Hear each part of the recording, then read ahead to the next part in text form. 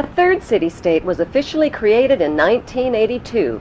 That city-state is called the District of Columbia and is located on 10 square miles of land in the heart of Washington. The District of Columbia flies its own flag and has its own independent constitution. Although geographically separate, the city-states of London, the Vatican, and the District of Columbia are one interlocking empire called Empire of the City. The flag of Washington's District of Columbia has 3 red stars, one for each city-state in the 3-city empire. This corporate empire of 3 city-states controls the world economically through London's inner city, militarily through the District of Columbia, and spiritually through the Vatican. The Constitution for the District of Columbia operates under a tyrannical Roman law known as Lex Fori, which bears no resemblance to the U.S. Constitution. When Congress passed the Act of 1871, it created a separate corporate government for the District of Columbia.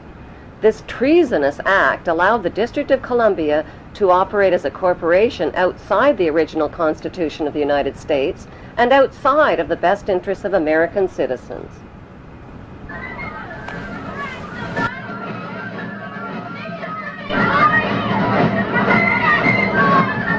A sobering study of the signed treaties and charters between Britain and the United States exposes a shocking truth. The United States has always been, and still is, a British Crown colony.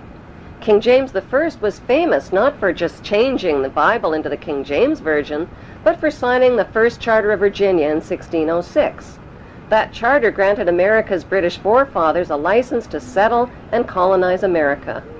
The charter also guaranteed that future kings and queens of England would have sovereign authority over all the citizens and colonized land in America stolen from the Indians. After America declared its independence from Great Britain, the Treaty of 1783 was signed. That treaty specifically identifies the King of England as the Prince of the United States and contradicts the belief that America won the War of Independence.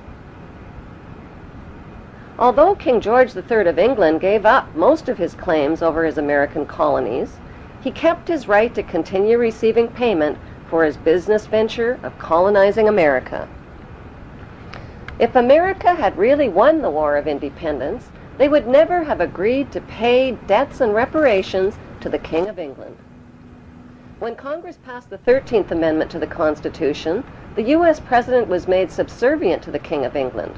The 13th Amendment is called the Title of Nobility Amendment and forbids U.S. presidents and their officials from using royal titles like king or prince or baron.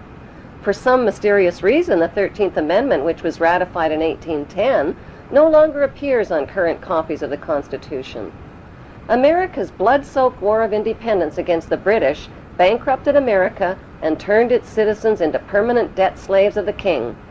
In the War of 1812, the British torched and burned to the ground the White House and all U.S. government buildings and destroyed ratification records of the U.S. Constitution.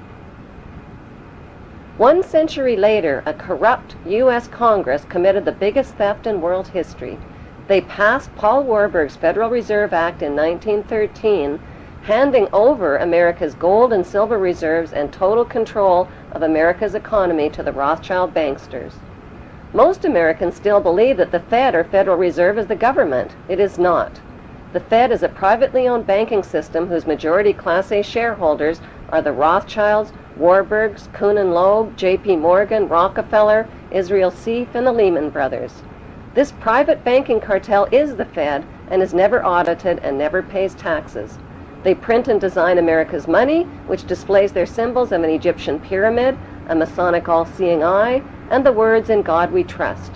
Who exactly is the God they trust? They also collect American taxpayers' money through the IRS. Then they loan it back again with interest to pay for roads, bridges, and other public works.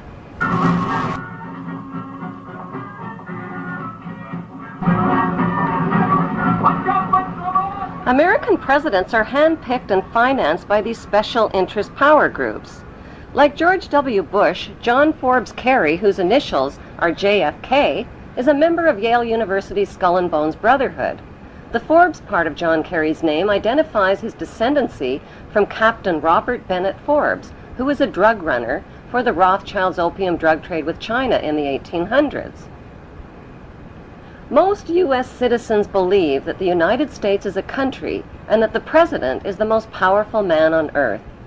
The United States is not a country. It is a corporation, and the President is President of the Corporation of the United States. He and his elected officials work for the corporation, not for the American people. Since the United States is a corporation, who owns the corporation of the United States?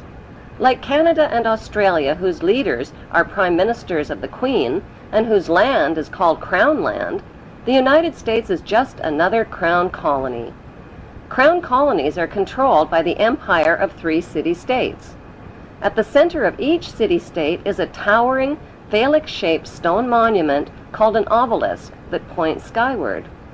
In D.C. city-state, the obelisk, known as the Washington Monument, was dedicated to Freemason George Washington by the Freemason Grand Lodge of the District of Columbia.